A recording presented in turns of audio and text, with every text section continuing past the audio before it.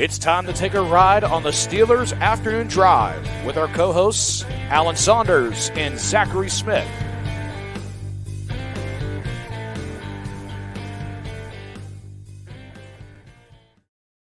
Welcome back to another episode of Steelers Afternoon Drive. I'm Zachary Smith. That is Alan Saunders taking his Steelers Afternoon Drive. Alan, what's going on?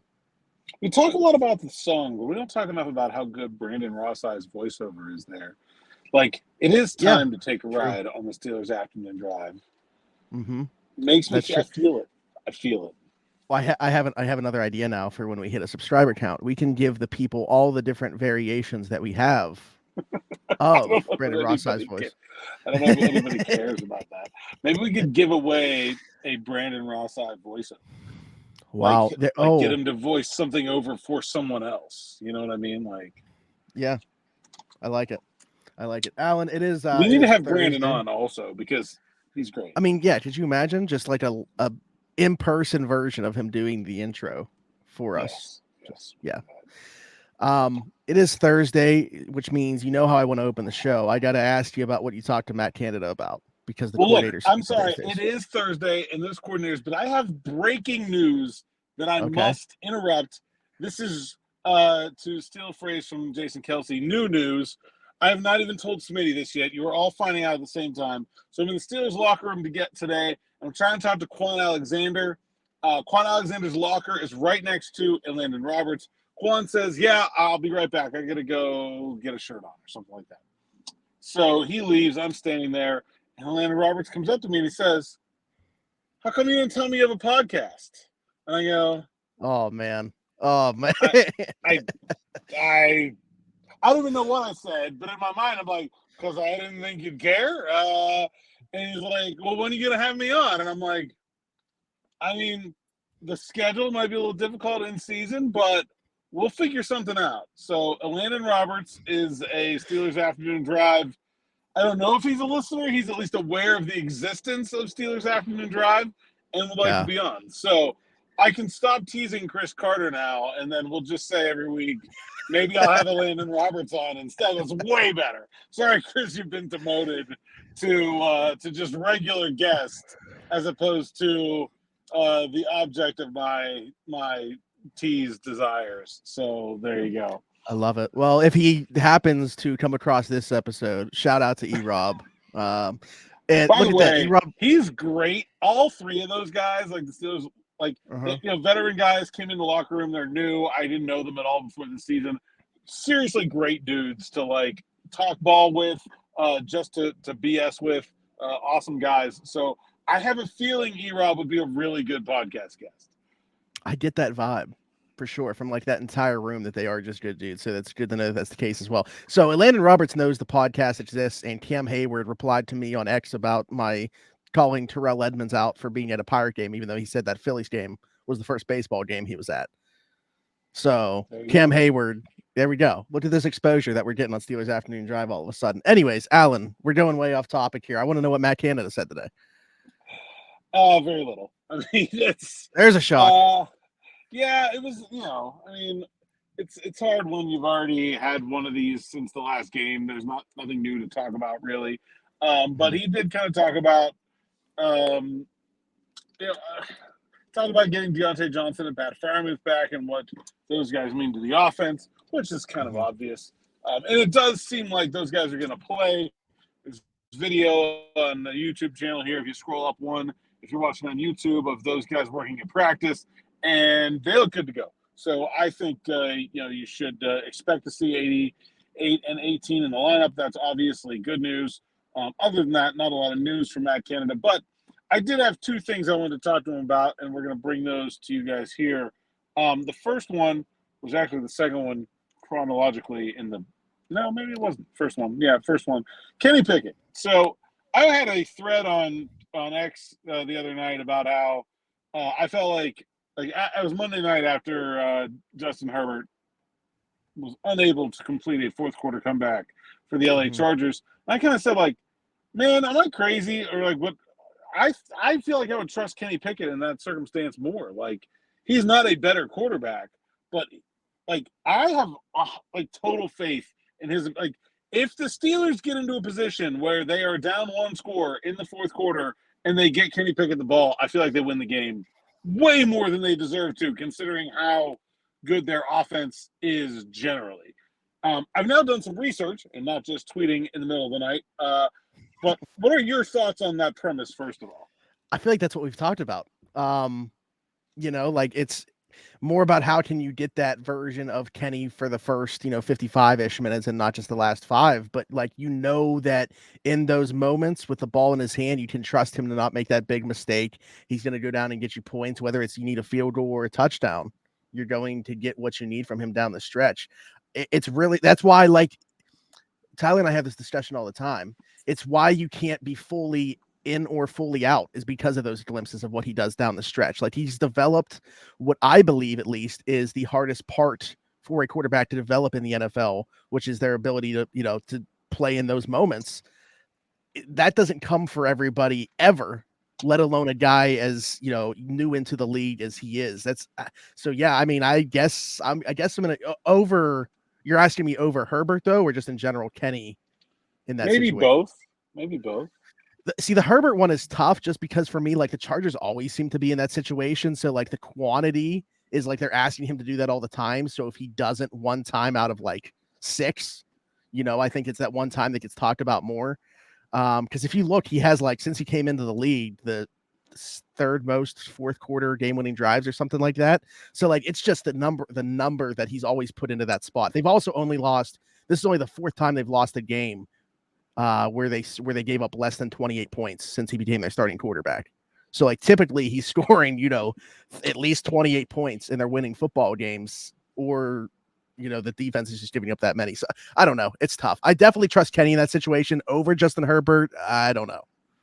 Well, now that I've done some research, Okay. Let me tell you that per start, Kenny Pickett has a higher percentage of fourth quarter comebacks and game-winning drives than Justin Herbert.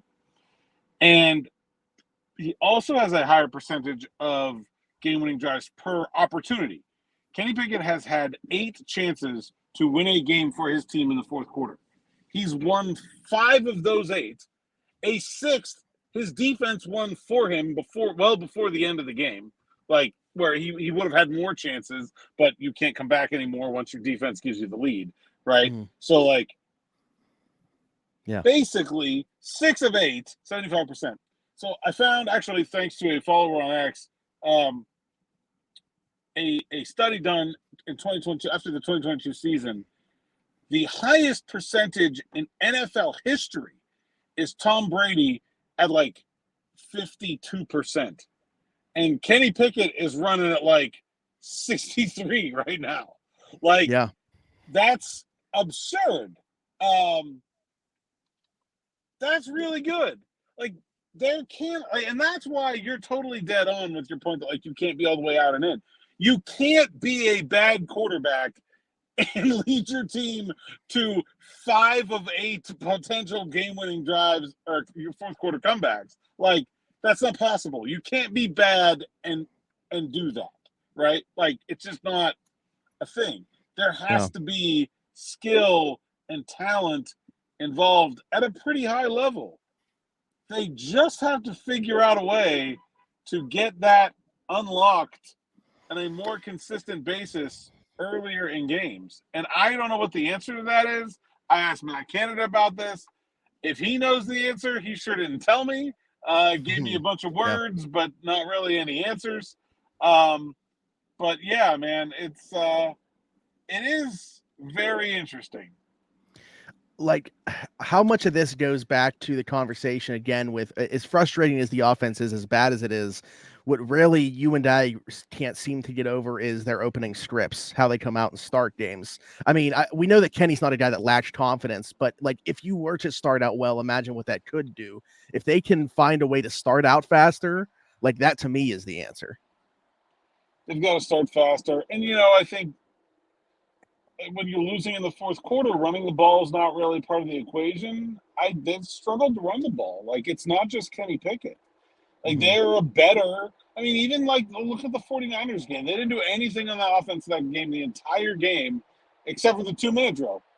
That was the only thing they did in that entire game that they did well. Like, Right. it feels like this is a team that like wanted to be a running team. I think in general just wants to be a running team from the top down always. But specifically like made a bunch of moves to be a running team this offseason when they added Isaac Seumalo, they drafted Broderick Jones, they drafted Darnell Washington, they brought in a great blocking wide receiver in Allen Robinson. Like we talked all offseason about how this team was going to be able to run the ball better, and they're not. And in fact, like they operate better as an offense when you take the running game away from them. When the game situation dictates that they can't run the ball, they're actually better. Which again tells me the problem is not all number 8. There's a lot going on here that makes me feel like we have not seen anything near his ceiling yet. Would you agree with that?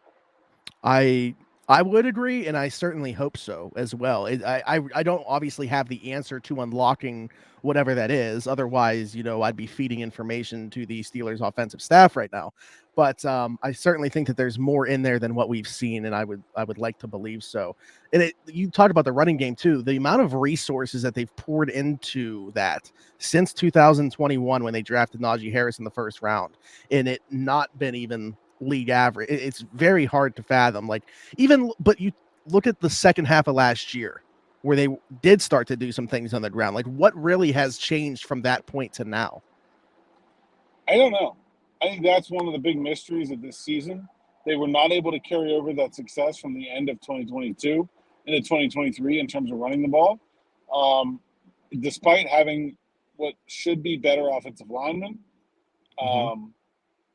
I really don't understand it. I mean, I do think there are teams that have game planned a bit to stop their run. There's also been some games where they just got out of the run pretty early. But, man, like there has not been a single situation where they've been good at running the football this year. And I don't think that's something anyone predicted based on the amount of attention they paid to the running game this offseason. Yeah. Well, Alan, it is a copycat league, and this isn't the way that you would expect it to go, but maybe all NFL offenses are just copying the Steelers and not scoring points. Because I want to bring up, I'm obviously joking, I want to bring up some statistics league-wide with offense being down, defense being up, and just see, where the Steelers factor into all of this as well. So fewest points per game since 2010 at 20.5. 10% explosive play rate is the lowest it's been since 2000.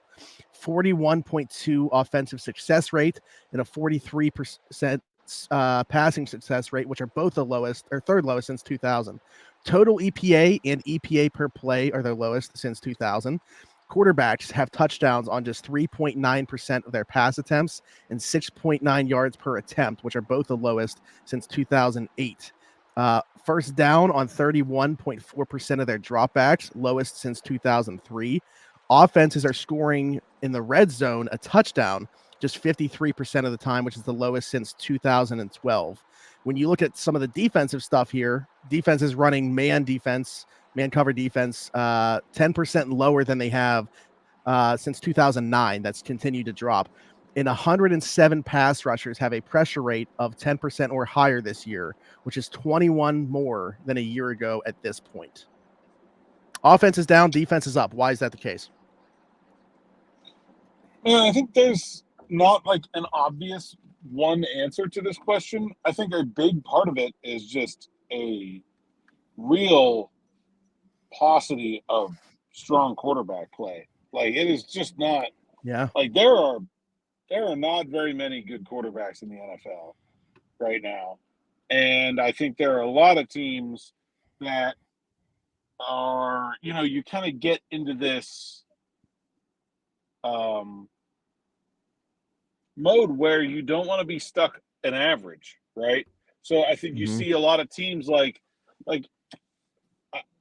I liked CJ Stroud better than Bryce Young as a prospect coming out of college, but should Bryce Young be playing right now? Like we've seen over time that the idea is you should not throw these guys in and let them. That's not the best way to do it. But there's no patience. There's no, and nobody wants to be average. Like if you could go get a veteran quarterback. Like if the Panthers had kept Baker Mayfield, it would be 7-9 this year, 7-10 this year, instead of being awful with Bryce Young. They just get a worse. There's no incentive to be 5 games better, right? Well, they don't even have their first round pick either. Like, right? Yeah, you know? yeah, that's true. So like, I feel like there's this. Everybody wants to play the rookies right away. Nobody wants to be average. It's like it's all or nothing approach. And when you have all these teams with an all or nothing approach, you're going to end up with a lot of nothing. Like there's just a lot of bad quarterbacks out there, and I think that's part of it. I think defenses. There was a really good quote that I saw from a podcast from a former Patriots DB, and now who it was is escaping me, who basically said, like, when they changed, when they tightened up pass interference rules in the 2000s and changed some of the things in terms of, not being able to get away with illegal contact downfield and things like that, it really hurt the defensive backs that had grown up playing a different way. And that now you have a generation of defensive backs that have grown up playing this way, and they're more adapted to the rules climate than guys who were maybe just as good at athletes, but were dealing with changes at the pro level were, 5 or 10 years ago. I think that's an interesting theory. I don't know if there's anything behind it. But like, I know everybody wants a great quarterback, but there are just not very many. And, instead of playing above average veterans for years on end, like teams would before, teams are just throwing them away. Like nobody wants Baker Mayfield. Nobody wants Jimmy Garoppolo. Nobody wants, those guys to just be above average. They want to just throw them away and swing for the fences on some high upside young guy. And very much like baseball, you end up with a lot of strikeouts when you swing for the fences a whole lot. And I think that's what we're seeing at the quarterback position. One of the things I hope that we can provide on this show is a bit of a global perspective. I feel like one of the things I've learned about the Steelers fan base is that there are a lot of Steelers fans that are not necessarily people that watch a lot of the NFL in general. There are a lot of people that watch the Steelers and the Steelers only. And like, there's a lot of angst in the Steelers fan base right now, but like, go look at the league. If you're not a fan of the San Francisco 49ers, Kansas City Chiefs, Philadelphia Eagles, or Miami Dolphins, are you happy with your team right now? Yeah, probably not. No, like 28 out of 32 are all feeling like, what the heck? Including like really good teams like Cincinnati and Buffalo, right? Where like they should be probably, but they're still not. Like that. I mean, the conversation's gotten pretty loud about Mike McCarthy in Dallas coming off of a win that they just had against the Chargers. I mean, and they're 4-2. Like, yeah. So I don't know. To your point about QB play, I wanted to bring up too. Like, it's guys that we've seen play really well. Like even going back to last year, like guys that you would think could be in the MVP conversation. Jalen Hurts, Joe Burrow obviously didn't get off to the best start this year as well. Like those guys haven't played well, and I think that's part of this equation too. Is like guys that you expect to be playing at an MVP level just really haven't been that. I mean, even. And I know that he doesn't have necessarily the same supporting cast. I don't think Patrick Mahomes has looked the same. Like quarterback play around the league. Josh Allen, yeah. Like his highs have been high, but like look at that game against the Giants he just had. If you go look at all those offensive numbers you just brought up, they're all bad, right? And really, if you think about it, you have one offense that is humming at a historic level. Where do the league scoring numbers go if the Miami Dolphins are just simply good instead of the best offense we've ever seen in NFL history? Like, you have one team that's doing something so against the grain of where everybody else is that it's actually like, it's not telling the whole story about how bad most of the NFL offenses are because the Dolphins are propping the whole darn league up. Right. Yeah. Yeah, I don't know. I mean, maybe I did you throw the Lions in there as well for teams that are fans that are probably happy with their Yeah, I team? guess the Lions are probably feeling pretty good about themselves. Yeah, Yeah, they're a they team probably that feel had pretty maybe like not as high of expectations, so they're good. you know. But yeah, I Yeah. mean, very few, very few. So I still though, we're talking about the Steelers. This isn't just a this year thing for the Steelers. This has been a couple years. So like this conversation, where do you think the Steelers kind of fall in line with these trends and things like how do they play into this entire conversation?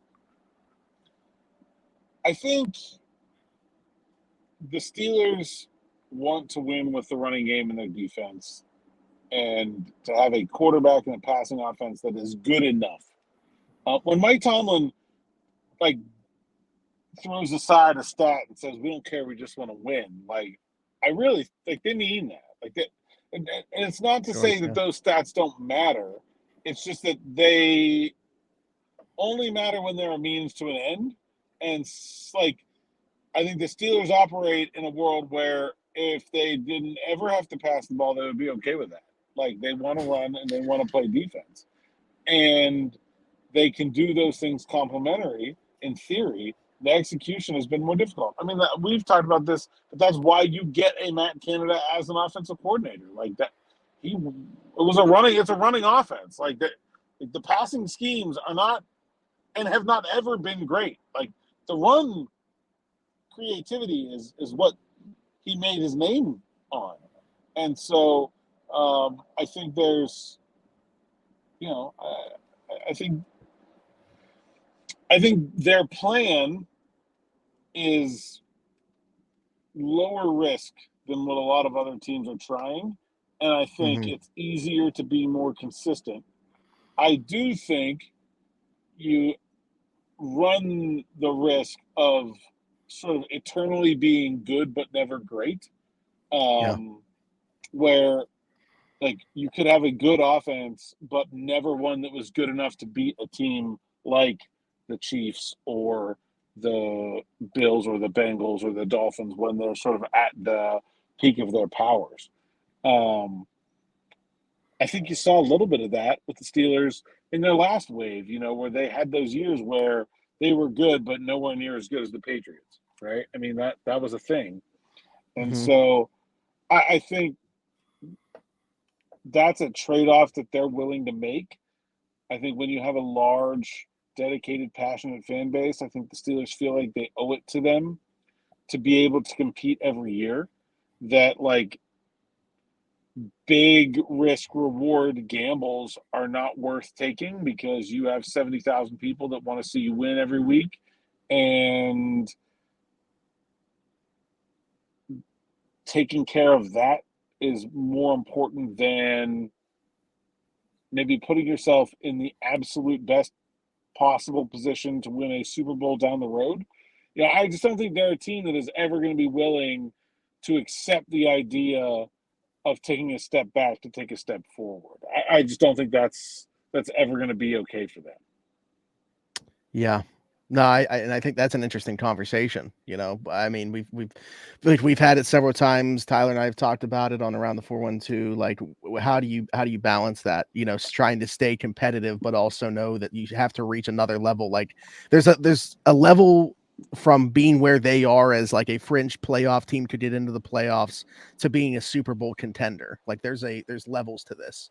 And how do you get to that level? Like, do you think the way that the Steelers play football, even if ideally that is the way they want to win games and they can win, 10 or so games doing so, can they compete within that other upper echelon with the way that they play? Yeah, I mean, they have, so it's hard to say that they can't, right? I mean, the game plan is basically the same as it's been since Chuck Noll was the head coach, and it's worked across generations. And so it's hard to say that it can't work now, especially when we're talking about a league with, you know, I Yeah. I really think the lesson here is that the Steelers are kind of right that you know that they're better off this way than chasing what the Dolphins have or what the Bengals had or what the Chiefs have. I think they feel that their way is better, and that And look, we talk about things academically. The NFL playoffs are basically a crapshoot. Like, it's single game elimination. You're talking about 2 or 3 results between one and done and a championship. Really, anything can happen. You just got to get in and give yourself a shot. And the Steelers have won a Super Bowl as a road wild card team. Like, it's not like that can't happen. You just have to get yourself in a position to be able to be there as often as possible. I think that's the thing that, if you look at what they've done over the last 5 years, that's where they've fallen short, right? Is that, like, people get up in arms about, like, oh, they haven't won a playoff game. It's like, that's not the thing that matters. The thing that matters is too many years where they missed the playoffs. Like, it doesn't matter if you don't win a play. And also, like, the one year in there, it cracks me up. Like, the one year that they won the division and got a bye. So would you feel better about the Steelers if they had played 2 games worse in the regular season, gone to a wild card game, won it, and then lost exactly the same game in the divisional round? Like, would anybody feel better about that right now if that had been like, oh, they won a playoff game? Woo! Like, it just doesn't make any sense. Like, what does make sense is, if you're going to be this consistent team, if you're going to be a team that is not willing to take a step back to chase greatness, then you have to make the playoffs almost every year. Obviously, years where Ben Roethlisberger gets hurt, you're not going to make the playoffs, okay? Like, the fact that they came close was incredible. But you got to find a way to make the playoffs more often than they have in this stretch where they haven't won a playoff game. That's how you win more of them. It's not win the playoff games. Playoff games are random and unpredictable. You've got you're playing scratch off tickets, man. You feel better about your chances if you're holding 5 or holding 10. Like, there's not to say there isn't skill to winning a playoff game, but it's all the same skills that it takes to get there. Like, you just got to give yourself more chances. And I really think that is probably the correct approach for a team like the Steelers. Yeah, I would agree. I also wanted to talk about, so we've talked about, the conversation with Kenny and how you get him to play better in the fourth quarter. You talked to Canada today. Was there anything else that came out of that conversation? Especially, now talking about kind of bringing the conversation full circle now, talking about, how offenses are down in the league and stuff like that. Yeah, so I asked Matt Canada, if you're familiar with Canada's history. He was kind of I don't want to say innovator. It's not like he invented the jet sweep, but he is the person that made the jet sweep as a, like, repeatable tactic and a core tenet of a team's offense. He is really the guy that turned that into a thing back in his college days at Wisconsin, North Carolina State, and Pitt, and then LSU, and then Maryland, and now in the NFL. But he was really the guy that was ahead of the curve in that. And, when you look at a jet sweep, really what it is, what it's introducing to the scheme that is unique, or that was unique, was at snap motion. Not like the receiver goes in motion, stops, and then you snap the ball. It was snapping the ball with a receiver in motion. That's the thing that made the jet sweep good for Canada in college, and it's what made other teams want to copy it, because it puts a lot of stress on the defense. And Canada's was kind of that guy. Like, he was way ahead of the curve on that as a college offense coordinator. And if you look at the Miami Dolphins right now, they're in a whole different planet. The Dolphins are running at snap motion mostly with Tyreek Hill, but not exclusively with Tyreek Hill. But they're running at snap motion like 62% of the time. The Steelers, who are like an above average at snap motion NFL team, are doing it like 15 or 19 or something like that. Like, it's an insane amount of motion that the Dolphins are adding to the table, and mostly with the fastest guy in the universe in Tyreek Hill. So, like, it really emphasizes the effect, right, when you're doing it with a guy like that. So I kind of went to Canada today, and I also talked to Calvin Austin, who is probably the closest thing to a Tyreek Hill the Steelers have. Yeah. And said, well, look, this is the best offense in the NFL. They're doing this thing that you guys have a history of liking to do anyway. So what the heck? Why not do it every play? Like, sort of facetiously, but not totally. And, Two really good answers from Matt and from Calvin. Canada basically said, like, you're going to see people copy that. And it's about what you want to do as an offense. You can't do everything, basically. It's like, if we want to focus on play action, which is another thing people have said Steelers need to do, then it's probably not really relevant, right? Like, it's about what you want to focus on as an offense. And so his kind of saying there is, like, having 60% at snap motion, we don't feel like for us is going to be some kind of priority. But Calvin Austin did say that they are working on it, and they've done, not just the jet. So in a jet motion, the receiver is supposed to mesh with the quarterback immediately after the snap to be available for a jet or a pop pass to make the linebackers flow in the direction of the jet motion.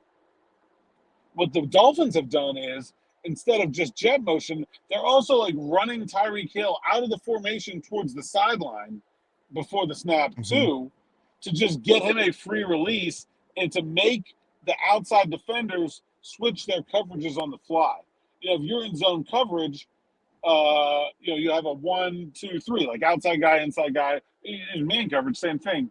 But zone coverage is really important. 1, 2, 3, and if he's crossing another receiver, becoming the 2 instead of the 3, like right at the snap, the defense needs to be aware of who's making the change there. Am I staying with my guy? Are we switching? And you're putting a guy. If you're switching, then that means that this guy is now flat-footed, trying to cover a Tyreek Hill who's already running at full speed. Like, that's extremely difficult. And so it puts a lot of stress on defenses. So, the other thing is, Tyreek Hill's a very small guy. Calvin Austin's a very small guy. He says the big thing for him is, can't jam me. There's just no way that you can put your hands on a guy that fast running at full speed at the snap. So why aren't they doing it? Why aren't the Steelers, and why isn't everyone looking at what the Dolphins are doing and saying, hey, we can copy this? And basically what it comes down to is, Calvin Austin said, the timing is really, really difficult, because in order to get those conflicts, you need to snap the ball right where Hill is creating a conflict, right? If you wait until he's already outside the formation, he's going to have to slow down because he's going to run out of bounds, or he's going to have to turn forward and it's going to be a false start. And he's like, those guys have been working on that since May, and we're all catching up. If we ran it, if we tried to run it every play, it wouldn't work, or we'd get a million penalties. We're getting it and we're working on it, but it is really difficult to get the timing down. The timing is everything, and that is why what the Dolphins are doing is not just so simple that every team can do it. And in fact, I believe you saw, if you watched the game between the Giants and the Bills, the Giants tried it like 4 or 5 times and had multiple penalties doing it, where they had a false start, they had an illegal shift penalty, and they had another one where their tackle wasn't ready for the snap. And so, they gave up a sack because the ball was snapped on time with the receiver, but the tackle wasn't ready for it yet, and his defender blows by him up the field and gets an easy sack. So football is, as we've talked before here, is always a balance between strategy, tactics, and doing what you do well. I feel like the Dolphins have synergy in that area right now, where what is doing a good job of attacking other defenses is also something that they've been working on for a long time, fits their personnel, and they do it really well. And if you try to do it not well, you're not going to get the same results. Yeah, super impressive what they've done there. And speaking of the personnel, Devin Achane is hurt right now, but between him, Mostert, Waddle, and Hill, I mean, they have 4 of the maybe 10 fastest guys in the NFL lead-wise. So when you have that type of personnel to be able to run that stuff too, I mean, Calvin Austin, very fast, but Anthony McFarland's got some speed. I don't know if the Steelers have the personnel to be able to do exactly what Miami's doing anyway, even if they do hit on all cylinders. Yeah, probably not. I don't think, does anybody? No. Right? maybe the No. Eagles. I don't know. Like, that's the only other team that kind of comes to mind. You know what was funny was the Titans tried to do some different stuff in London again, and they ran a fake jet, actually direct snap from Henry, where he faked it to Tajay Spears and then ran like 60 yards himself. That was the only time that they were successful doing it. But like, especially when Malik Willis came in and they weren't throwing the ball, they were doing some different stuff, and they took 2 penalties. Yeah. So, It's not easy to just put that kind of stuff in and execute it at a high level. You can run a play, like if you see a play and it's like, oh, they're in shotgun and they ran this guy this way and this guy this way. It's like, oh, we can steal that play. Let's go put it in right now. This is different than just grabbing a play and putting it in your playbook. This is a whole different technique that has to be taught and mastered by 11 guys in coordination, and that's really difficult. Yeah. Really good conversation today, incorporating some stuff league wide as well and bringing it right back to how it affects the Steelers. But Alan, you tell the people where they can find you. At @Saunders_PGH on X, at PGH Steelers Now, SteelersNow.com. Go read the words. That's how I get paid. Sign up for Steelers Now Plus. Promo code Allen10 gets you a 10% off. Allegedly, maybe more. I don't know. I'm not going to check. Just go see for yourself. Yeah, that's it. All right. I am Zachary Smith, PGH on all platforms. Like, subscribe, hit that notification bell here. Leave us a comment. If you were listening somewhere else, leave us a 5-star review, all that good stuff. Alan, are you going to the game, LA for the game? I am going to LA for the game. Okay. So will you be here tomorrow? I will be here tomorrow. Okay. All right. I didn't know if we were getting a fair ball Friday, if it was going to be I don't know what to call it when you're here on a Friday, to be honest. We got to come up with Friday. Yeah, it's just Friday. Yeah. All right. Well, there we go. We'll give out a Ball Knower of the Week award. Okay. There we go. Friday. There you go. More incentive. Keep the comments coming for this episode. We'll pick a Ball Knower of the Week for this past week. A lot of people were commenting about CC is what people call Chris, fans of his. He's got an entire fan club. They were very excited to see him on here during yesterday's episode. So. All right. Well, maybe the E-Rob fan club in here too. When there we go. Yeah, there we go. For Alan Saunders, I'm Zachary Smith. Thanks for jumping in and taking another ride on the Steelers Afternoon Drive.